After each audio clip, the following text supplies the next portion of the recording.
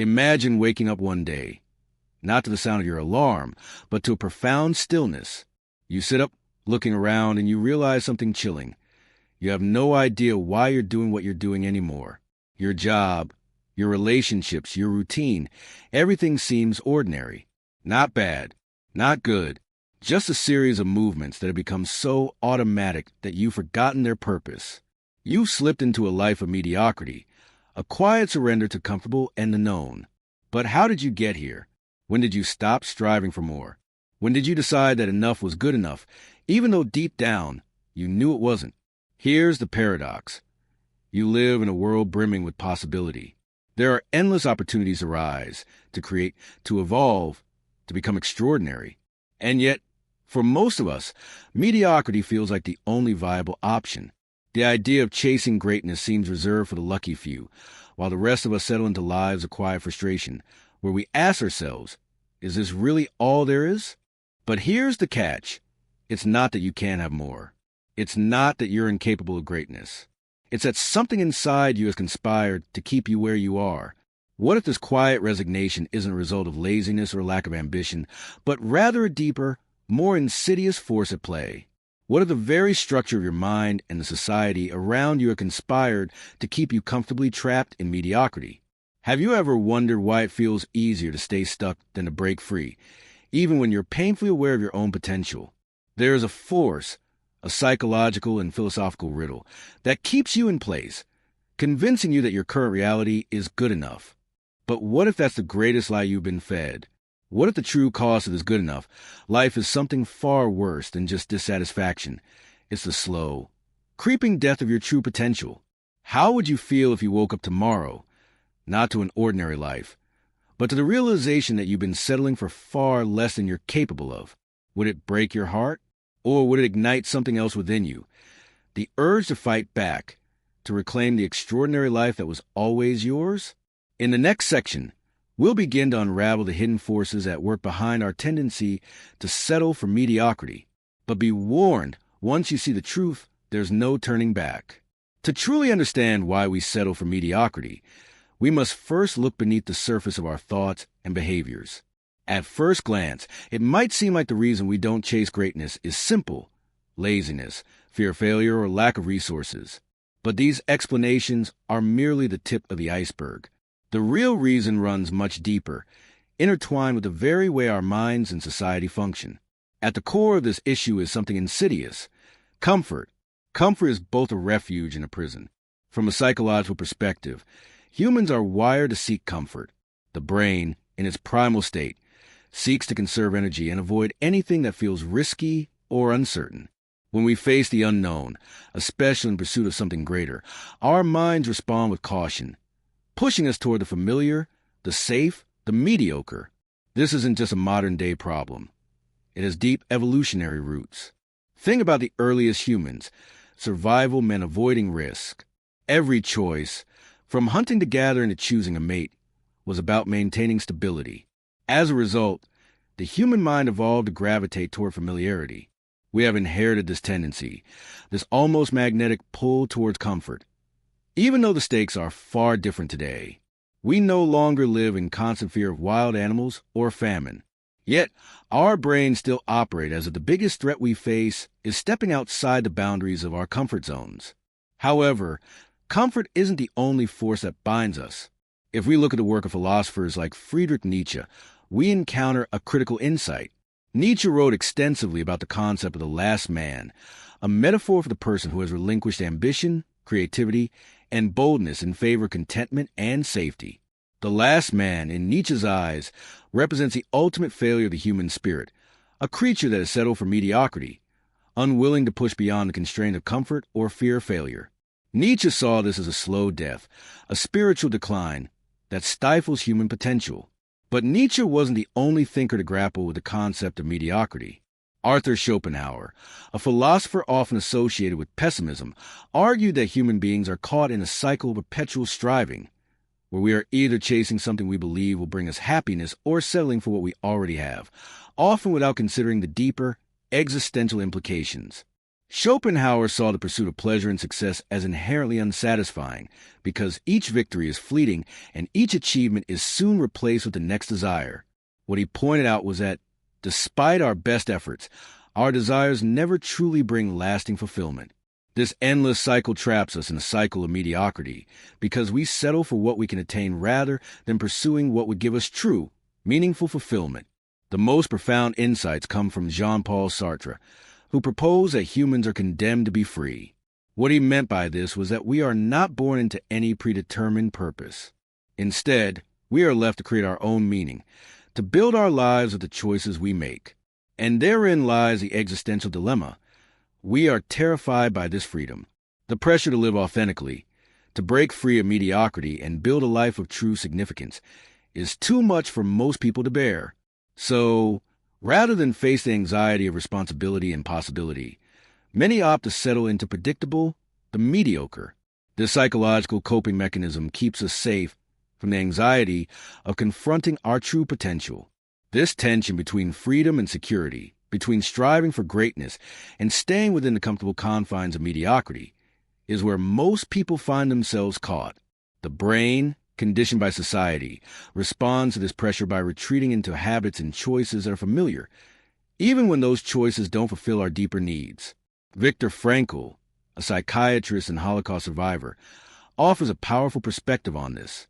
In his book Man's Search for Meaning, Frankl describes how, even in the most horrific conditions, some individuals found meaning and purpose, while others gave up. Frankl observed that those who had a sense of purpose, however small or abstract, were far more likely to survive. The drive to pursue something beyond mere survival, something greater, was what kept them alive. Frankl's observations reveal a deep truth. Mediocrity arises not just from a fear of failure, but from a lack of purpose, a lack of meaning in one's life. This brings us back to the core issue. The psychological and philosophical roots of mediocrity are not just about laziness, but about a profound struggle within the human condition.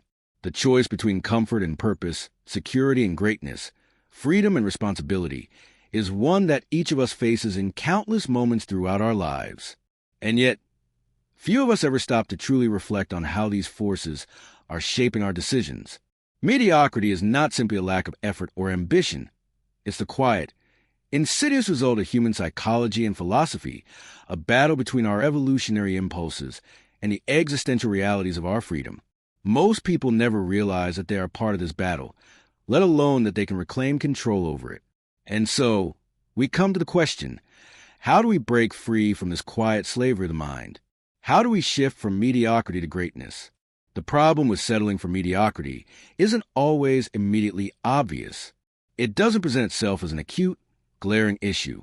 Instead, it creeps in quietly, like a fog that gradually dulls the sharpness of your world.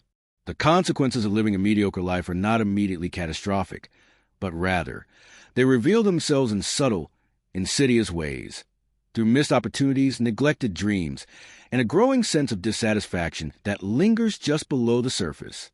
At first, mediocrity doesn't feel like a prison. It feels safe. You wake up, go to work, fulfill your responsibilities, and then return home to rest. There is comfort in routine, comfort in knowing exactly what to expect. But over time, that comfort begins to erode your sense of possibility. You stop dreaming about what could be and start merely surviving. In the place of excitement, there's numbness. In the place of ambition, complacency. This is where the unseen consequences begin to manifest. You might feel a vague sense of restlessness, but be unable to pinpoint its cause. You might begin to rationalize why things aren't the way you imagine them. This is as good as it gets, you tell yourself. But deep down, the voice that once urged you to reach higher, to strive for something greater, is now muffled. You've come to accept the good enough as the best you deserve, even though a part of you knows you are capable of so much more. Cognitive biases play a crucial role in this.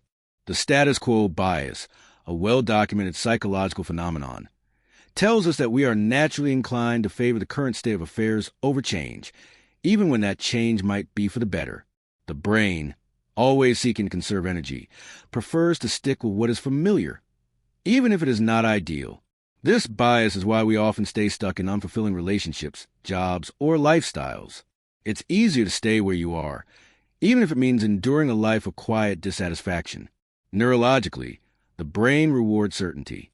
When you live within the confines of mediocrity, even if you're unhappy, there's a sense of security in knowing what to expect. Dopamine, the brain's reward chemical, is more likely to fire when we engage in behaviors that feel familiar and safe. It doesn't reward us for stepping into uncertainty, for challenging the status quo. This is why, even if you know your life is not where you want it to be, the idea of pursuing something different often feels overwhelming. The brain is wired to push you back toward what's familiar, even if it means settling for less. This cycle becomes self-reinforcing. The longer you stay within the boundaries of mediocrity, the harder it becomes to break free. You begin to tell yourself stories about why you can't change. I don't have the time. It's too risky. I'm too old to start something new. These thoughts are products of the same psychological forces that keep you stuck. They are the voices of your comfort zone, the subconscious defense mechanisms that prevent you from confronting your potential. But the consequences extend beyond your own personal discomfort. Mediocrity doesn't just affect your internal world. It shapes your interactions with the external world as well. Society, after all, is made up of individuals who have settled for mediocrity, and this collective resignation creates a culture of complacency. Think about the societal structures that reward mediocrity. Workplaces where effort is undervalued, educational systems that prioritize conformity over creativity, and consumer culture that encourages instant gratification over long-term growth. These forces converge to create an environment where the path of least resistance, the mediocre path, is the one most people take. It's a vicious cycle. The more people settle for mediocrity, the more society reinforces a belief that this is the best we can do. The more you settle for mediocrity, the less you feel capable of breaking free, and the more you begin to believe that this is the only reality available to you. But here's where the emotional urgency becomes apparent. By continuing to accept mediocrity, you are not only selling yourself short, you are also contributing to the collective stagnation of society. Mediocrity doesn't just limit your potential, it limits the potential of everyone around you. You might not realize it, but the energy you bring to your work, your relationships, your community, it matters. Every time you choose to stay within the bounds of mediocrity, you reinforce the narrative that greatness is for the lucky few, and that striving for more is a dangerous or unrealistic endeavor. You may be trapped in the cycle of mediocrity, but the first step to breaking free is realizing just how deep the trap really goes. The consequences are not just personal, they are societal. The moment you begin to see how mediocrity subtly governs not just your life, but the collective reality we all share, you will begin to feel the urgency to escape. But how do you break free from this cycle? How do you confront these deeply ingrained biases, these psychological and societal forces that work against you? In the next section, we'll explore the rebellion, the radical shift in perspective that is required to reclaim your life and pursue something greater. It won't be easy, but it is possible. The first step in breaking free from the chains of mediocrity is realizing that the life you've settled into is not a result of inherent limitations. It's a product of a mindset that can be changed. Mediocrity is not an immutable fact of your existence. It's a series of unconscious choices made over time, influenced by societal expectations, psychological conditioning, and personal fears. But just as these forces shaped your current state, they can also be undone. The rebellion begins with a single, radical shift in perspective. You are not bound by the life you created for yourself. This realization, though deceptively simple, is the foundation upon which true transformation occurs. Until you believe that you have the ability to reshape your life, to carve out a new path, to embrace discomfort, and to challenge your own limitations, you will continue to settle for the status quo. The key is to stop believing that this life, the one of mediocrity, is all you deserve. One of the most counterintuitive aspects of this rebellion is that it requires you to embrace discomfort. We are taught to avoid pain, fear, and uncertainty, but true growth lies on the other side of discomfort. Consider the story of Leonardo da Vinci, whose genius was not just his technical ability, but his relentless desire to push boundaries. Da Vinci didn't settle for mediocrity because he was afraid of failure. He welcomed failure as part of his process. His relentless curiosity, his drive to explore the unknown, and his refusal to accept anything less than his very best propelled him to greatness. Leonardo's life was a series of rebellions against the mediocrity of his time. The rebellion then starts with a mindset shift. Instead of avoiding discomfort, you must lean into it. It is only through the willingness to embrace challenge, risk, and vulnerability that you can begin to access the extraordinary life that lies just outside the familiar. The comfort zone, after all, is a prison that keeps you trapped in mediocrity. Another radical shift in perspective comes from redefining success. Most people define success in narrow, conventional terms: a high-paying job, a prestigious title, a perfect family, or material wealth. These definitions, however, are often tied to external measures of worth, not internal fulfillment. The rebellion involves asking yourself, what does success mean to me? What will make my life truly fulfilling, regardless of societal expectations? Jean-Paul Sartre's concept of bad faith helps illuminate why we often settle for mediocrity. Bad faith refers to the act of lying to oneself, of accepting a false narrative in order to avoid the anxiety of true freedom. In the context of mediocrity, bad faith manifests in the form of excuses. I'm too old to change, this is just the way things are, or I could never be successful. These are lies we tell ourselves to avoid the responsibility of creating our own meaning. Breaking free from mediocrity means rejecting these lies and taking responsibility for your own path, even if it is uncertain, even if it is uncomfortable. One profound way to rebel against mediocrity is to commit to small, incremental acts of courage. This doesn't mean you have to uproot your life or quit your job tomorrow. Rebellion can start with small acts of defiance against the voice of complacency in your mind. It could be deciding to take on a new project, pursuing a hobby you've always been passionate about, or having a difficult conversation with someone you care about. Each time you make a choice that challenges the status quo, however small, you are breaking free from the chains of mediocrity. Look to the stories of individuals who have broken free from their own mediocrity for inspiration. Nelson Mandela, for example, didn't choose comfort when faced with decades of imprisonment. He chose a radical life of purpose and resistance, even when it came at a great personal cost. Mandela's rebellion was not just against apartheid. It was against the very idea that he, as an individual, should settle for anything less than his full potential. His refusal to accept mediocrity, despite overwhelming odds, led to a legacy that continues to inspire millions. Another example can be found in the life of Malala Yousafzai, who, at a young age, rebelled against the societal constraints placed upon her by pursuing education despite the dangers she faced. Malala could have chosen a safe, quiet path, but instead, she embraced the discomfort of activism, of standing out in the face of oppression, and ultimately changed the world. The rebellion, then, is about choosing to take that first step, no matter how terrifying or uncertain it feels, and doing so with the understanding that the path to greatness is not linear. There will be setbacks, failures, and moments of doubt, but it's in the midst of these struggles that you find the essence of your true potential. The true cost of mediocrity is not just a life you are living now. It is a life you are capable of living but have yet to begin. Shifting your mindset, leaning into discomfort, redefining success, and taking incremental acts of courage, these are the first steps of the rebellion. But the most radical shift you can make involves a final realization. You are not waiting for permission. You don't need anyone's approval or external validation to pursue your greatness. This is your life, and you are the only one who can decide to break free from mediocrity. The final revelation, the deepest truth that will shatter the illusion of mediocrity once and for all, is this: there is no perfect moment to begin. The path to greatness does not wait for you to feel ready, for the stars to align, or for all the conditions to be perfect. It is in the very act of stepping into the unknown and embracing the discomfort of change that your true potential begins to unfold. Think about it for a moment. How many times have you waited for the right time to make a change in your life? How many times have you told yourself, once I finish this project, once I have more time, once I've saved enough money, once I'm more confident? But the truth is, the right moment never arrives. The longer you wait, the more you delay the life you could be living. Waiting for the ideal conditions only reinforces the very fear and complacency that keep you stuck in mediocrity. This is the ultimate paradox. Greatness is not the result of waiting for the perfect moment, but the result of creating the moment. Every action you take, no matter how small, is the seed of transformation.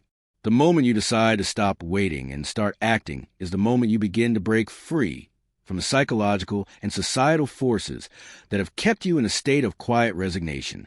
The truth is, we are all conditioned to believe that there is something magical about the future, that the next day, the next year, the next phase of life will somehow be the right time to make a change. This is a delusion. Life is not something that will magically happen for you. It is something you must create every day through the choices you make. The power to shape your life, to transcend mediocrity, is already within you. It always has been. This realization is incredibly liberating because it means that greatness is not a distant dream, nor is it the exclusive domain of the fortunate or the extraordinary. It is a choice available to you right now, in this very moment. It doesn't require perfection. It requires only that you begin. The secret to breaking free from mediocrity is not found in grand, sweeping gestures, but in the small decisions you make every day. Will you take that step? Will you begin that project? Will you make that change, no matter how terrifying or uncertain it feels? There is no magic formula for success, no single moment that will define your greatness. But there is a single undeniable truth. The life you've been waiting for is already waiting for you to claim it.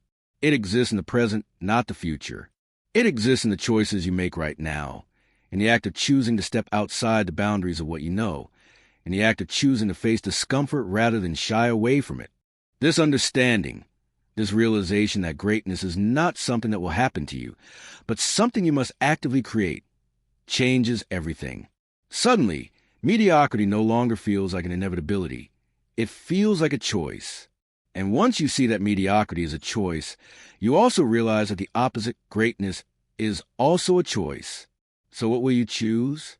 Will you remain in the safe, comfortable realm of mediocrity, telling yourself that this is all there is, that this is all you deserve? Or will you step into the unknown, embracing discomfort and uncertainty, and claim the extraordinary life that has always been yours to create? The truth is, your potential has always been within you. Your greatness is not something you need to discover in the future. It's something you need to unlock today. And the moment you choose to do so, everything changes. The path to greatness is not a distant dream. It is a reality you begin creating with each decision you make from this point forward. The power is yours. You can break free from mediocrity. The life you've always wanted is not out of reach. It is waiting for you to step into it. The only question that remains is, will you take the first step? In the end, this isn't just about achieving success or greatness in the traditional sense. It's about embracing the profound realization that your life is yours to shape. It's about understanding that the pursuit of excellence is not a burden, but a gift. The gift of creating a life of purpose, of meaning, of fulfillment. The choice to break free from mediocrity is the most important choice you will ever make. And it is a choice that will echo through every aspect of your life, shaping not just your future, but your very sense of self. Take that step. Choose greatness.